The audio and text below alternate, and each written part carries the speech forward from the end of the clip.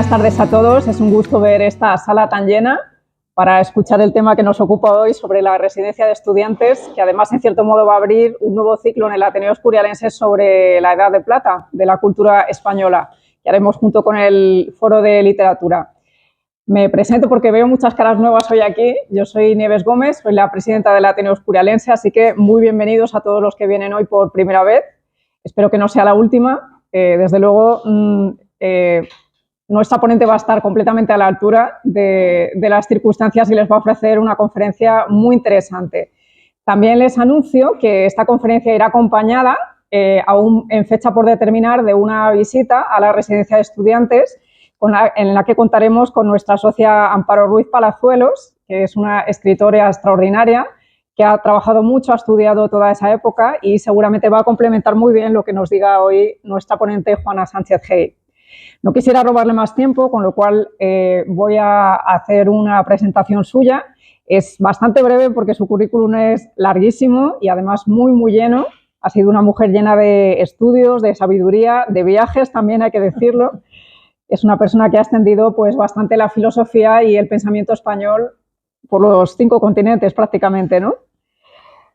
Juana Sánchez Hey es profesora titular de filosofía, se dedica a la historia de la filosofía española iberoamericana en la Universidad Autónoma de Madrid, es directora del aula de pensamiento de la Fundación Fernando Rielo, es además vocal de la Asociación Internacional de Hispanismo Filosófico y académica correspondiente de la Real Academia Hispanoamericana de Ciencias, Artes y Letras de Cádiz. Entre sus últimas publicaciones están la coordinación del Diccionario de Pensadoras Españolas y Contemporáneas, siglos XIX y XX, publicado en el 2020, Lucía de Medrano, una mujer avanzada y académica singular en el pensamiento español, publicado en 2023, Ética de mínimos, aportación de Adela Cortina a la filosofía, en el 2022, La verdad y la razón en algunos pensadores españoles contemporáneos, homenaje a Alicia Villar, en 2022, Relaciones entre la estética y la ética, Fernando Rielo, en Hermenéutica crítica y razón práctica, homenaje a Jesús Conil, en 2023, La razón trascendente, la tercera María Zambrano, en De las ensoñaciones de la verdad, homenaje a María Zambrano, en 2023, y podría seguir con una lista bastante larga, pero lo voy a dejar aquí, aunque no quisiera dejar de recordar un momento particularmente emocionante para mí, como fue el que se ha cumplido hace unos días, 10 años atrás, cuando Juana fue miembro de mi tesis doctoral. La verdad es que pude comprobar allí que fue una lectora extraordinaria de ese escrito sobre el tema de la mujer en la obra de Julián Marías y una comentadora bastante buena. Todos esos comentarios pues luego han ido integrados en la versión publicada de esa tesis doctoral. Muchísimas gracias, Juana, por haber aceptado la invitación a hablar hoy aquí en el Ateneo Escurialense y te doy la palabra para hablar sobre el tema del proyecto filosófico de la residencia de estudiantes. Bueno, muchísimas gracias a Nieves, ¿no?, por su preciosísima presentación, por su invitación, que además me ha hecho posible volver a ver a viejos amigos. Lo de viejo es por lo de veteranos, antiguos. A José María Calvo, que cuando yo llegué en el 90 a Madrid, era profesora entonces de la Universidad de La Laguna, pues me formé o quise formarme en todo lo que es el planteamiento de aprender a pensar, filosofía para niños, y él es también uno de sus fundadores, Es decir, que aquel encuentro con aquel grupo a mí me enseñó mucho. Bueno, pues Nieves me decía que ¿por qué no hablar del proyecto filosófico de la residencia de estudiantes? Porque es verdad que cuando se habla de la residencia de estudiantes, me decía ella, siempre tenemos en la memoria Lorca en la residencia de estudiantes, Dalí de la residencia de estudiantes, etc. Pero también es importante qué filósofos estuvieron y qué proyecto filosófico-pedagógico hay en la residencia de estudiantes. Voy a hacer una breve introducción y luego me voy a referir a algunos de los filósofos españoles, a algunos, no todos, porque tampoco el tiempo da para más. Ni siquiera le he preguntado a Nieves cuánto tiempo, pero bueno, seré amable con el tiempo. pues acudieron a la residencia. En esta breve introducción, decir cosas muy sencillas, vais a ir pronto allí. La residencia de estudiantes se funda en 1910 en la calle Fortuny, en el número 14, esquina Fortuny a Rafael Calvo. Comenzó con 15 universitarios, con 15 estudiantes, que es lo que se ha considerado el núcleo fundador de la residencia. Pero ya en 1915 la residencia de estudiantes pasa de la calle Fortuny, todos la recordáis, ¿no? Esquina Rafael Calvo, allí por lo que es hoy Martínez Campos, pasa a El Pinar, a los altos del hipódromo, como dicen los madrileños antiguos, ¿eh? Esto es lo que vino a que Juan Ramón Jiménez le llamara la colina de los chopos. Si os fijáis, efectivamente, aquello está en un alto, ¿no? Los altos del hipódromo, los chopos, y con aquellas palabras tan bonitas que siempre usaba Juan Ramón, le llamó la colina de los chopos. Los estudiantes crecieron de 15 a 150 cuando llegaron a los altos del hipódromo. ¿Qué pasó con aquel palacete de la residencia de estudiantes? Pues desde 1915 se va allí lo que se llamó la residencia de señoritas, es decir, estudiantes, pero que eran todas mujeres, dirigida por otra discípula de Ortega, por María de Maeztu. Pero para referirme a lo que es la residencia de estudiantes y no a la residencia de señoritas, por decir lo último, ¿qué hay hoy en la calle Fortuny, esquina a Martínez Campos? La Fundación Ortega Marañón, ¿no? Yo cada vez que entro me viene a la memoria todos estos recuerdos. El primer director de la residencia en 1910 fue Alberto Jiménez Frau. Alberto Jiménez Frau era el director, muchos le llaman también el presidente, pero el presidente del patronato era Ramón Menéndez Pidal. Este era un joven malagueño, el grupo de Málaga fue muy fuerte en la residencia de estudiantes, allí estaba también Moreno Villa y Castillejo y otros. Había hecho su licenciatura en Derecho y su doctorado también en Derecho. Pero cuando llega a Madrid, además, las cátedras de Derecho estaban llenas de krausistas. Por ejemplo, Nicolás Salmerón, ¿no? Pero sobre todo el gran krausista ya institucionista era Giner de los Ríos. Él enseguida encontró el magisterio de Giner de los Ríos y aunque tenía esa mentalidad de derecho, Giner de los Ríos lo envió a Inglaterra a que conociera el proyecto educativo de los coles ingleses. Y además se unió pronto a Castillejo en lo que fue la Junta de Ampliación de Estudios, que luego vamos a hablar, con lo cual él lo que terminó siendo es un organizador nato de lo que es la vida universitaria, de lo que es el proyecto educativo.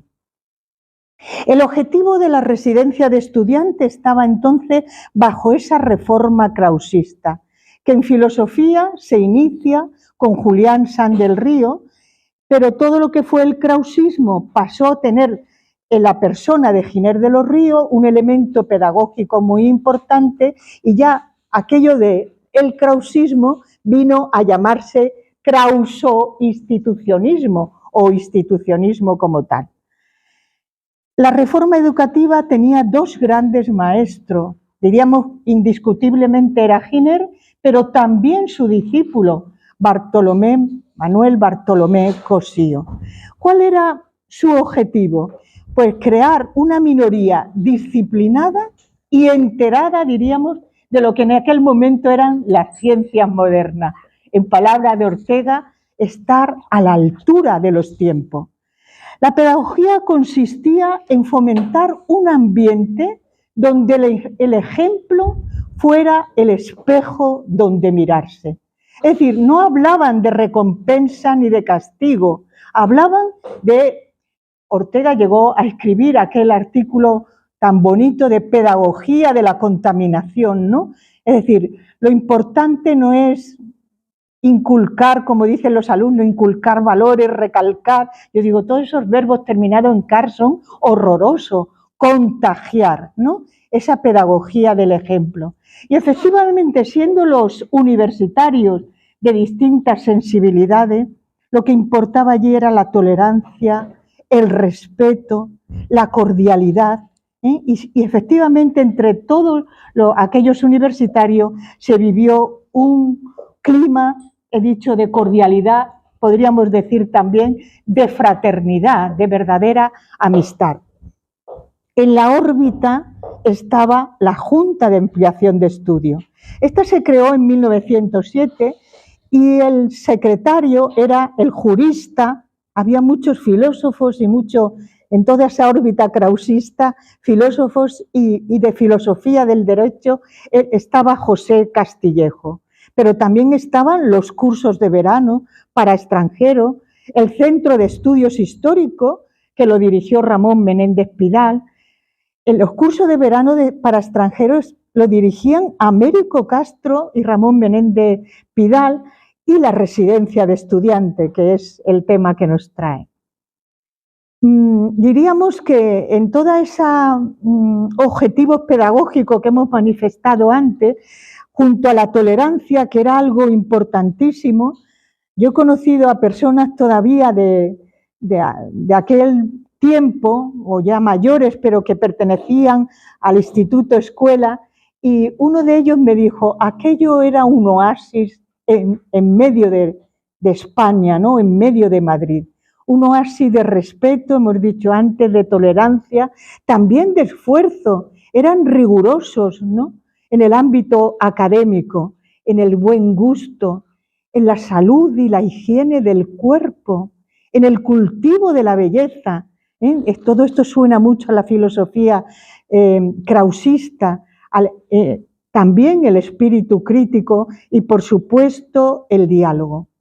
Un historiador que ha sido discípulo de Américo Castro, como fue Juan Marichal, llegó a decir: uno de los lugares más enteramente europeos de Europa era la residencia de estudiantes. Había un ambiente ni siquiera provinciano, ¿no? Como en cierta medida lo era parte de España. Y Alfonso Reyes, que fue también un gran diplomático mexicano e historiador, llega a decir, refiriéndose a la residencia de estudiantes, Oxford y Cambridge estaban en Madrid.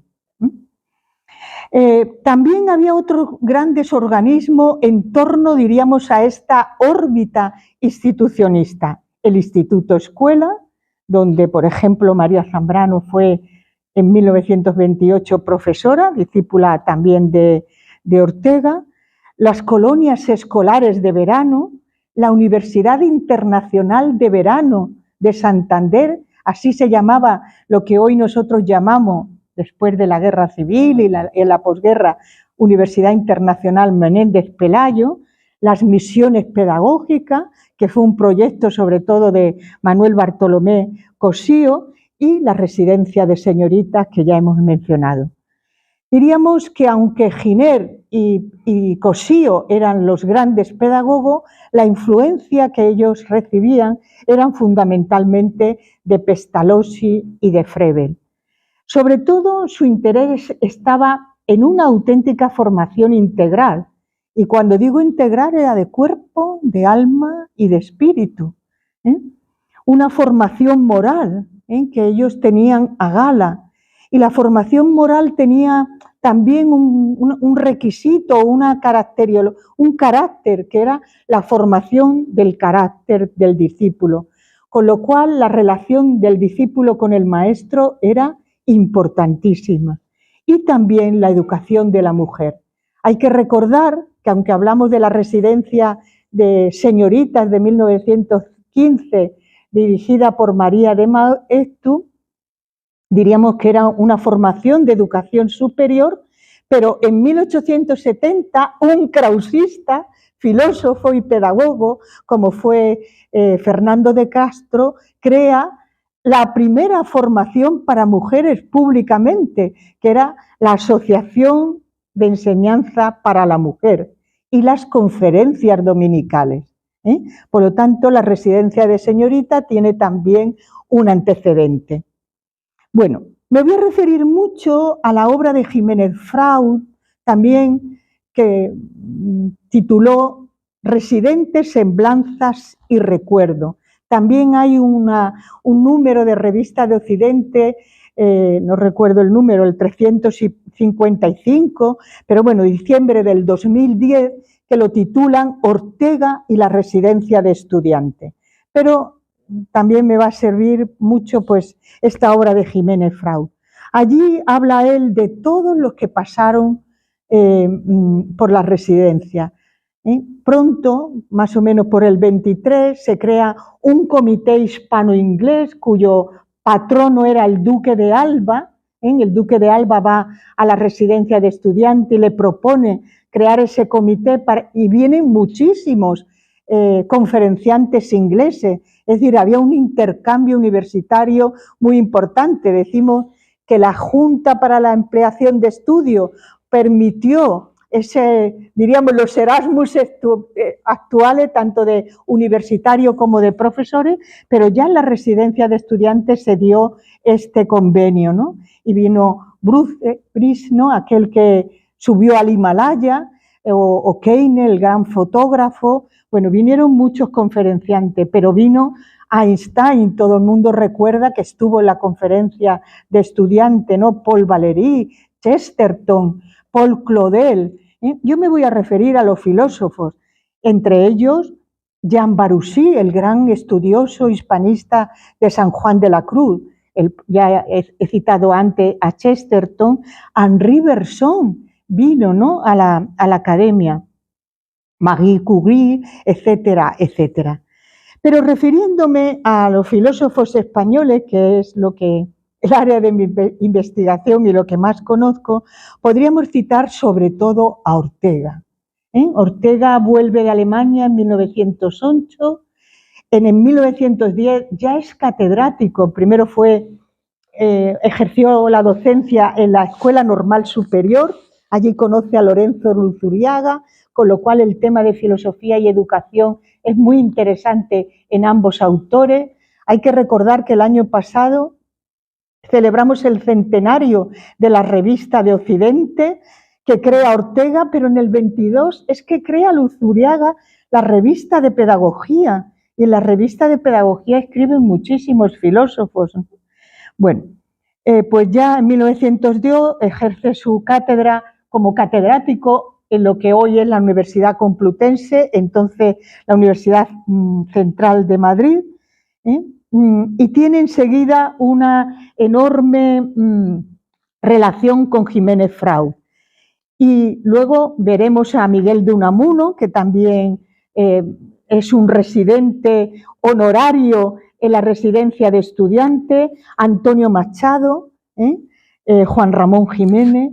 Me diréis, bueno, pero esto eran poetas, eran filósofos poetas, eran poetas filósofos.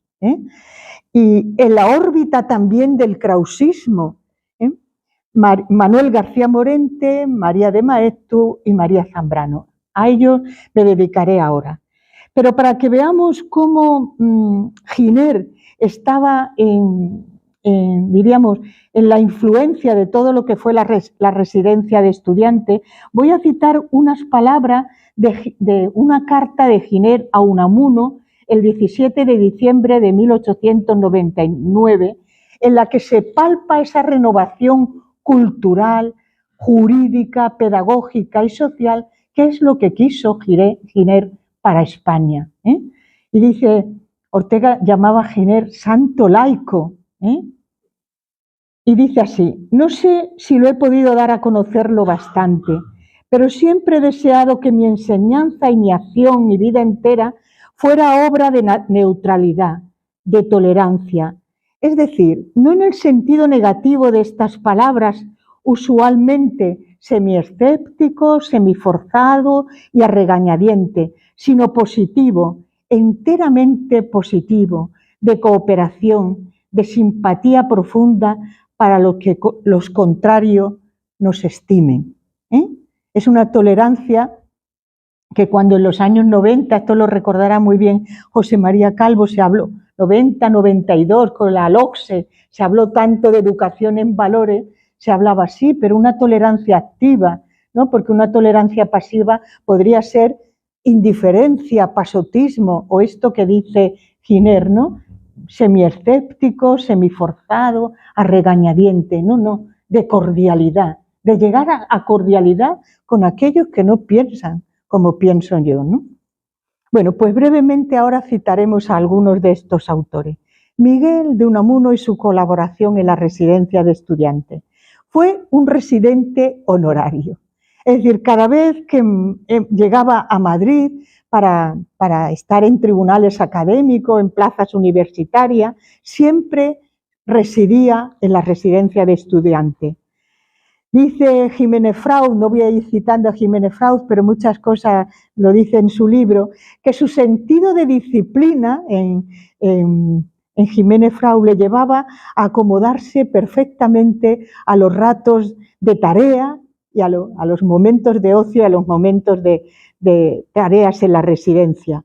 Pero sobre todo lo que sabemos de Miguel de Unamuno era que era un gran conversador, ¿no? Dice, se le veía conversando bajo los chopos, en los ratos de ocio o en los momentos del comedor. Dice, pero bueno, más que un diálogo, lo sabemos todo, era monólogo. El propio Unamuno lo dice de sí mismo. Yo uso a mis interlocutores como el pelotari usa el frontón. El frontón solamente es un rebote para yo seguir hablando, ¿no?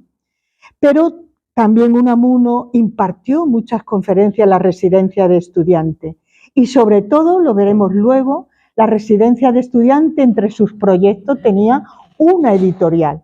Pues de los años 1916 al 18 se editaron 7 volúmenes de ensayos de Miguel de Unamuno. Juan Ramón Jiménez era un residente de honor. Porque Juan Ramón, que vive en Moguer, que es de Huelva, más cercano a mi tierra, yo soy de Cádiz, llega a Madrid en 1912.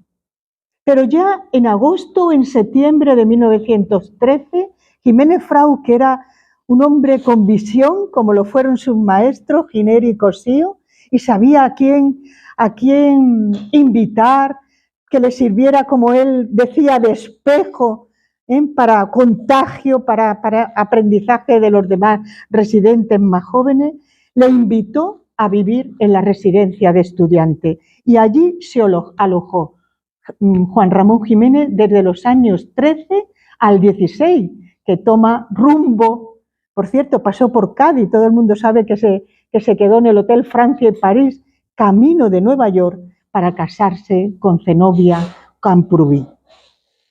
Llegó a Fortuny, pero ya sabemos, del 13 al 15 se trasladan a la residencia del Pinar. ¿Cuáles fueron las tareas de Juan Ramón Jiménez? Muy llamativas. Algunas, todas las podemos suponer, pero otras muy llamativas. Organizar la biblioteca, diseñar los jardines. No sé si se lo imaginaban, pero diseñó los jardines. Supervisó los nuevos edificios que se iban a hacer en el Pinar, en los altos del hipódromo, en la colina de los Chopos, y sobre todo llevar la editorial. La editorial tenía 2 ramas muy importantes, la revista, que se llamaba Residencia, y los libros. Ahí se editó, como acabamos de decir, esos 7 volúmenes de ensayo de Unamuno, Meditaciones del Quijote de 1914, la primera obra madura de Ortega, y se editó, Platero y yo, de Juan Ramón Jiménez. Vemos por qué ponemos a Juan Ramón, que es un poeta. La primera tesis que yo dirigí era la filosofía de Juan Ramón Jiménez. Es decir, tanto los de la generación del 98, como los del 14, como Ortega, como los del 27, si ponemos ahí a Juan Ramón, estaban todos en la órbita krausista, en la órbita también institucionista. Los temas de Dios y la belleza en Juan Ramón son profundamente filosóficos. Diríamos, la ambición, la entrega que tiene Juan Ramón a la belleza de la palabra está abierta siempre a la belleza trascendente, a la belleza en mayúscula.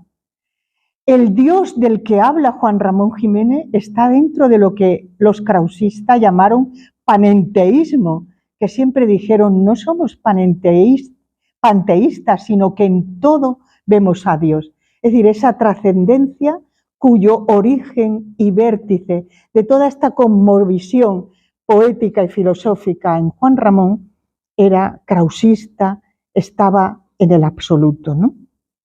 Y por fin llegamos a Ortega, que probablemente sea el plato fuerte de la residencia de estudiantes. ¿Por qué?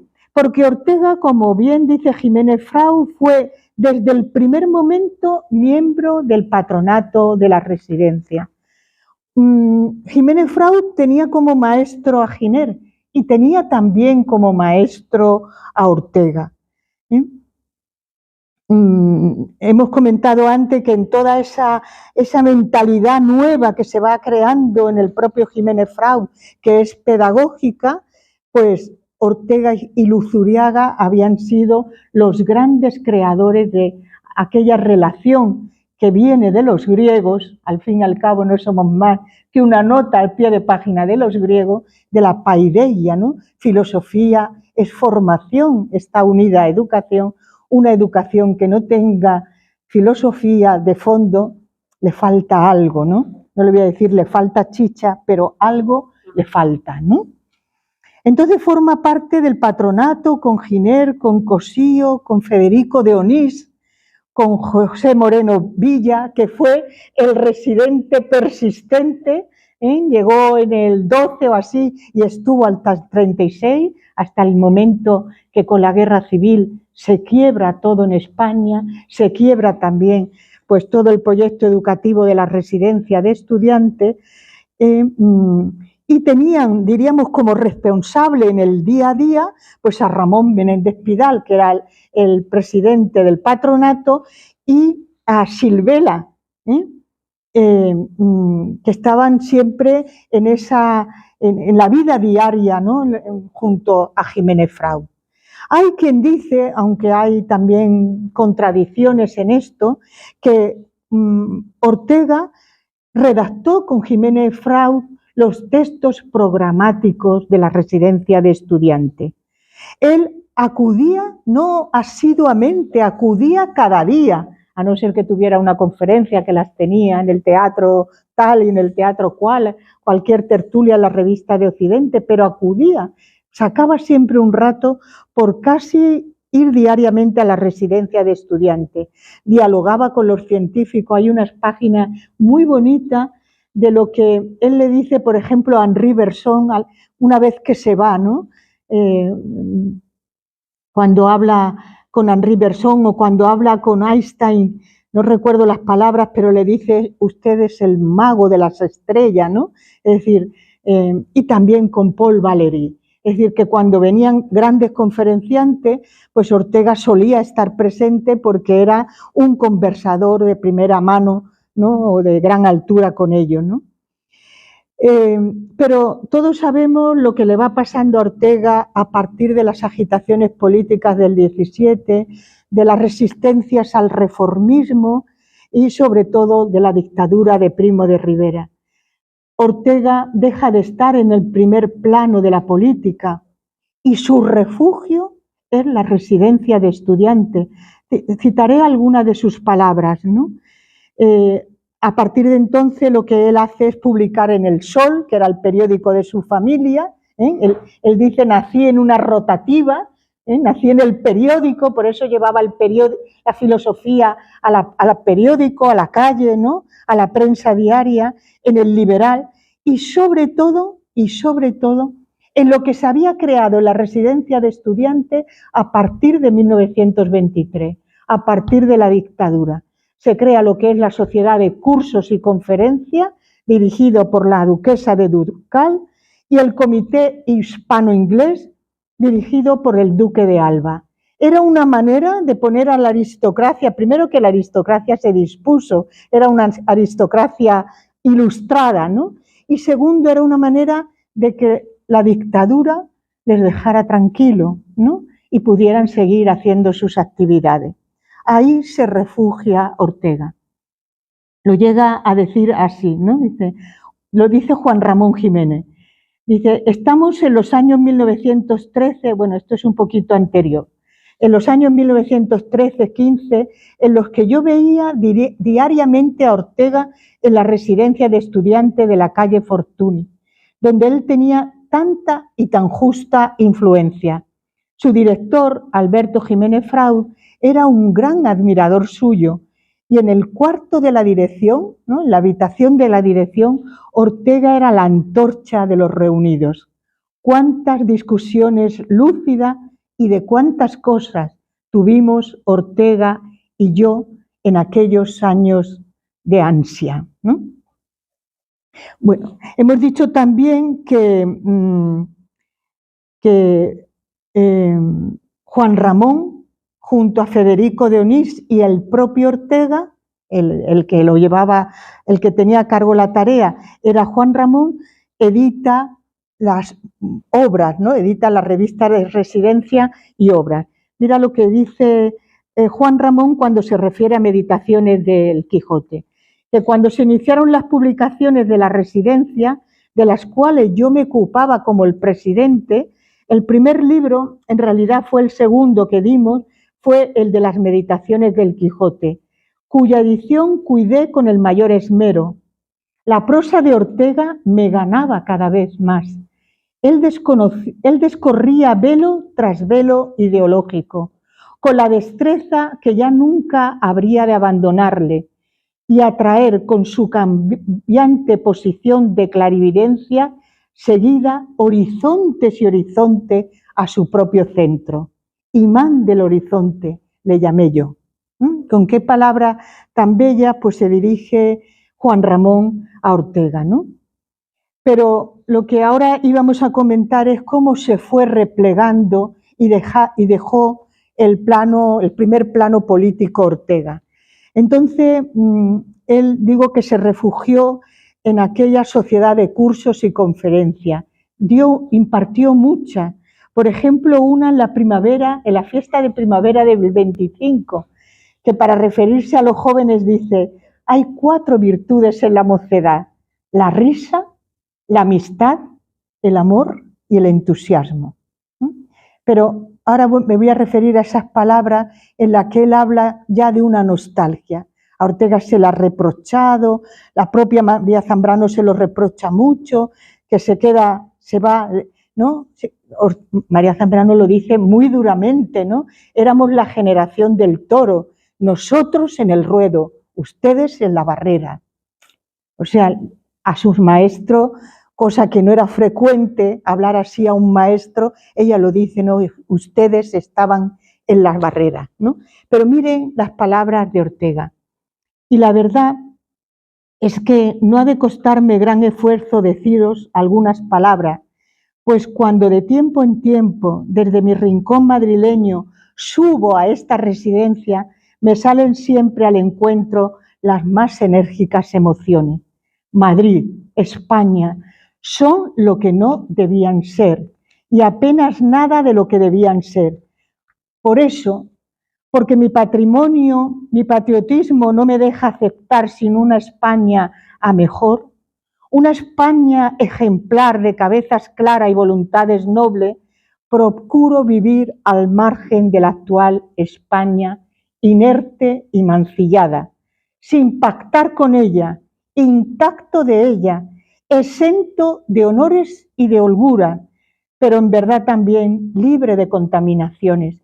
Y esperando que lleguen tiempos más favorables, procuro embozar mi ensueño de patria con un manto invisible de soledad y de melancolía.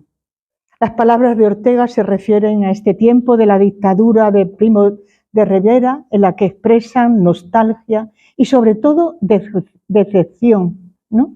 Pero él tiene la esperanza en los jóvenes residentes y prosigue en aquella conferencia que dio en 1925. Pero al pisar este promontorio de la residencia, Una vez más han huido de mi mente las melancólicas meditaciones para dejar lugar a audaces pensamientos. He mirado a Madrid, os he mirado a vosotros, y una voz dentro de mí, que sonaba con el vago romanticismo de un eco, hacía esta pregunta: ¿esta generación nueva será la generación de militantes?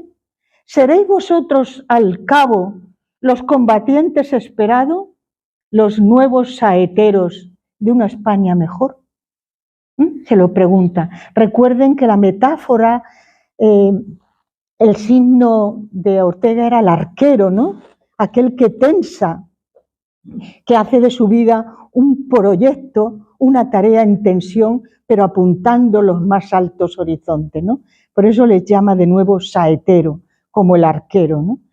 Las otras conferencias que impartió tienen que ver siempre pues, con ese interés por la regeneración de España, ¿no?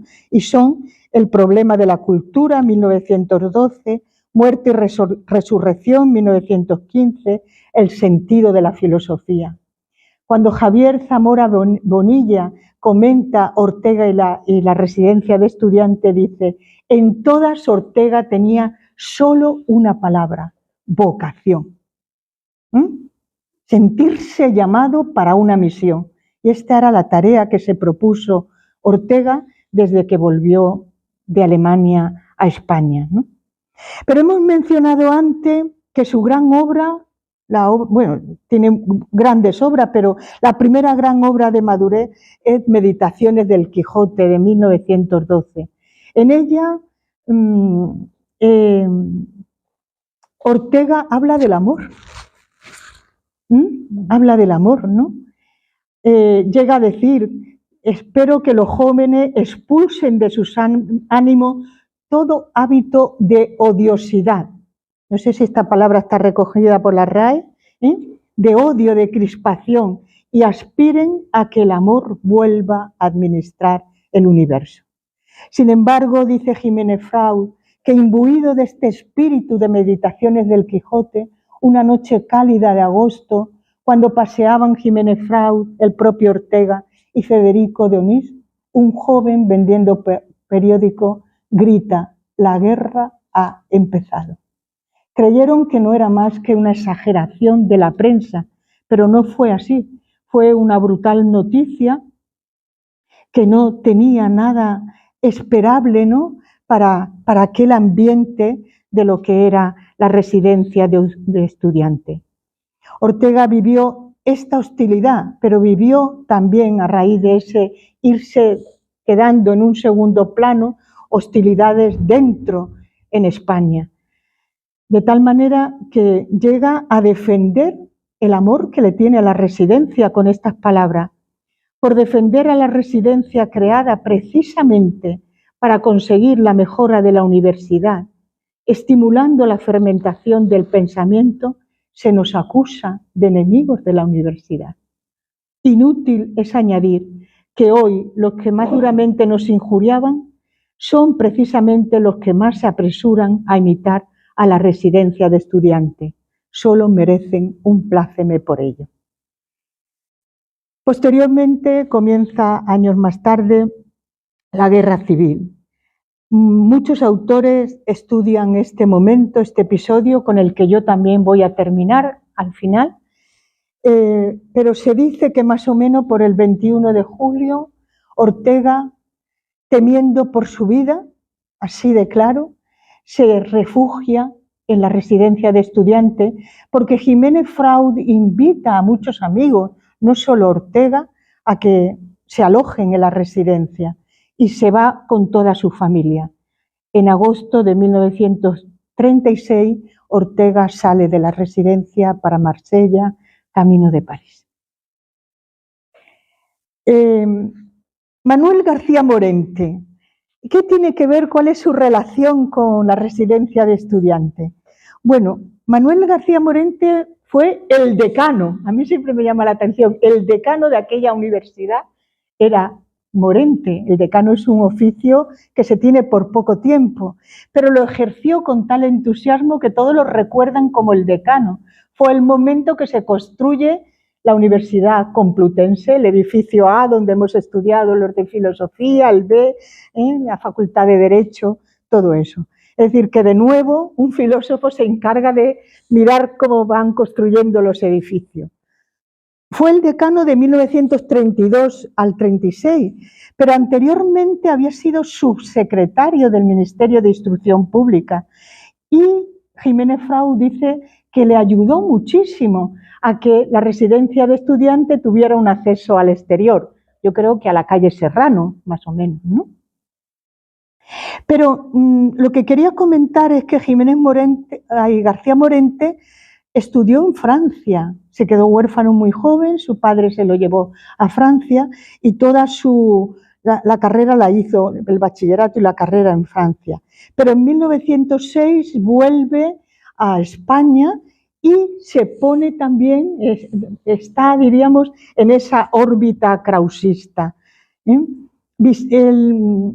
Es becado por la Junta de Ampliación de Estudio para que se vaya a Alemania y se forma como Ortega en la Escuela de Marburgo y es catedrático de ética con solo 25 años en 1912. Él tiene una enorme formación de Kant y una de sus grandes conferencias y uno de sus grandes libros sobre Kant lo imparte en la residencia de estudiantes. Y sobre todo él había conocido a Henri Bergson en París, en la École Supérieure, ¿no? Donde era profesor Bergson. Por lo tanto, el gran anfitrión o el idóneo anfitrión cuando Henri Bergson visitó la residencia fue el propio García Morente.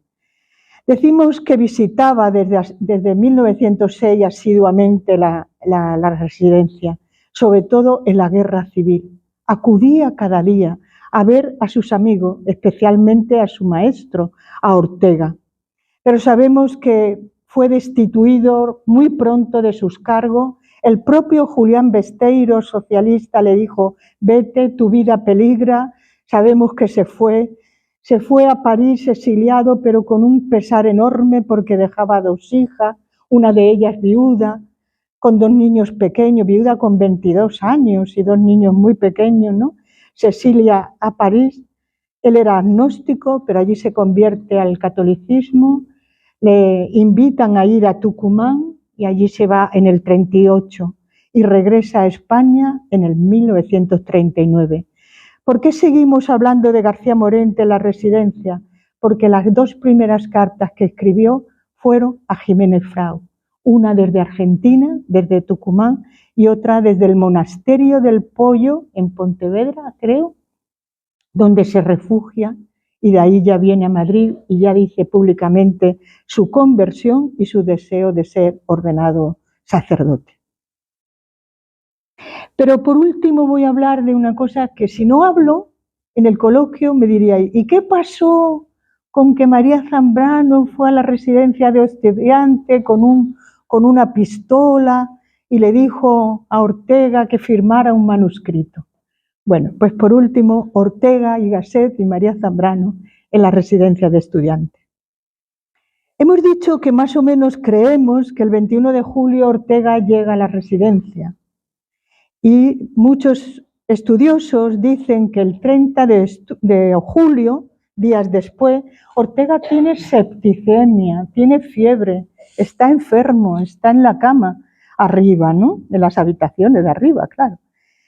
Y un grupo de escritores antifascistas le piden, voy a ser muy suave, lo dicen que no, que con una pistola en el cinto, bueno, con violencia, le piden que firme el manifiesto de la Alianza de Escritores Antifascistas para la Defensa de la Cultura. Los testimonios son contradictorios. Roquel Gray, en su obra, habla de una narración en la que no manifiesta ninguna violencia, solo expone que Ortega no era partidario de esa firma porque fue siempre dentro de esa influencia gineriana pacifista. Y todo extremismo político, lo sabemos, ¿no? En cuanto pasan 4 días de la República, dice: no es esto, no es esto, ¿no?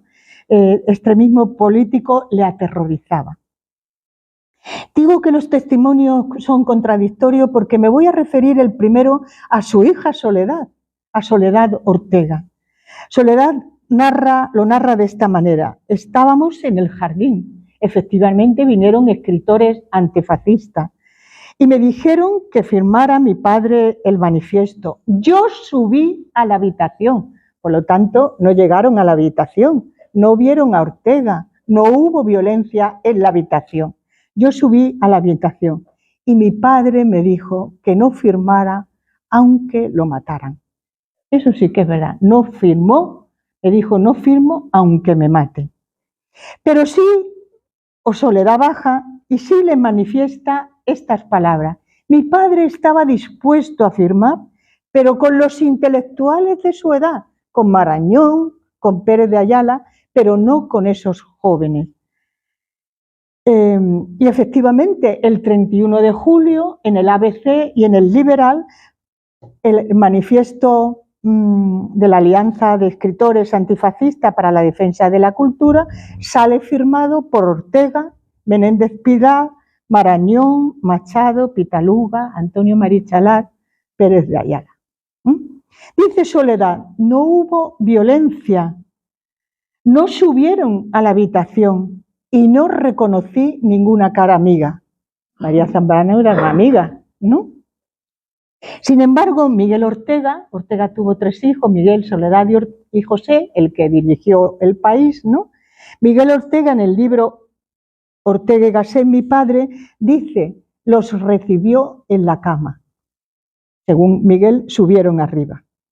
Yo no me voy a referir a autores más modernos que también son contradictorios, Trapiello o Jordi Gracia, sino me estoy refiriendo a los de aquella época, cómo lo narran, ¿no?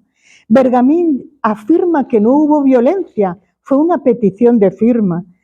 Lo que pasa es que Bergamín afirma que el manifiesto llega a Ortega por vía de María Zambrano, aunque Bergamín no estaba en Madrid. Pero sí es verdad que Bergamín estaba en el grupo de escritores antifascistas que querían que ese manifiesto se firmara. María Zambrano, yo por más que he vuelto a leer estos días Delirio y Destino, que es la obra en la que ella narra la República, el exilio, la guerra civil, no veo citas de María Zambrano sobre este hecho. Sí hay una carta a Rosario Resac del 23 del 12 de 1949. Rosario Resac pertenecía al grupo de Orígenes, aquel grupo de poetas de Cuba, donde María, cuando llega el exilio más largo, ¿no? Bueno, primero va a Santiago de Chile porque se acaba de casar, luego vuelve en plena guerra civil y luego ya se exilia, México, Cuba, conoce al grupo de Orígenes. Y dice que oye hablar, se está refiriendo a Agustín de Foxá, oye hablar palabras de ese estilo, iba con pistolas, se acercó, le obligó a Ortega a firmar. Pero fíjense las palabras únicas que yo, estudiosa de una estudiosa más de María Zambrano, recojo. Le dice a Rosario, ¿qué cosas? No hará falta que le diga que no lo comentes a no ser en la intimidad. Te lo digo porque en estos días anda muy avivado mi dolor, mucho, mi pobre España. Ante las palabras que le llegan, estas son las palabras de María Zambrano. Es decir, yo no he visto que afirme su participación. Es verdad que el manifiesto de 1936 tuvo un antecedente, que ella lo recoge en Delirio y Destino. En Delirio y Destino primero elogia a la República y luego habla cómo después de los sucesos trágicos un grupo de jóvenes inspirados por Ortega crean el Frente Español. En este grupo el texto programático era una crítica al capitalismo y a los totalitarismos de derecha y de izquierda y sobre todo exalta la dignidad humana. Y lo que viene a decir María Zambrano, defiendo el suelo español porque es el único bien común que tenemos todos. Pero, como se le acerca a José Antonio y le dice que quiere formar parte y ella no lo ve bien, pues, y era la primera firmante, deshace el partido. José Antonio se queda con la sigla, pero no se queda con el contenido, que era lo que no quería María Zambrano que se apropiara. ¿Qué dice Ortega respecto a esto? Es verdad que en un artículo suyo en cuanto al pacifismo llega a decir algunos comunistas y afines amenazaban para firmar un manifiesto. Me amenazaban. Pero la posición de Ortega fue siempre pacifista. Aboga Ortega en este artículo que la guerra viene por la ignorancia que tenemos de un verdadero conocimiento de los pueblos. Termino. La residencia de estudiantes fue un auténtico oasis educativo, social y político, donde la práctica era la tolerancia, la cordialidad y la amistad. Se quebró al inicio de la guerra civil y los bandos que ya existían se enfrentaron entre sí. Olvidaron la nostalgia de Ortega, que comprendía la vivencia de la paz de otra manera, y olvidaron sobre todo también, o no sé si sobre todo, pero también aquel indagar en qué consiste ser español, a lo que nos anima María Zambrano. Muchísimas gracias.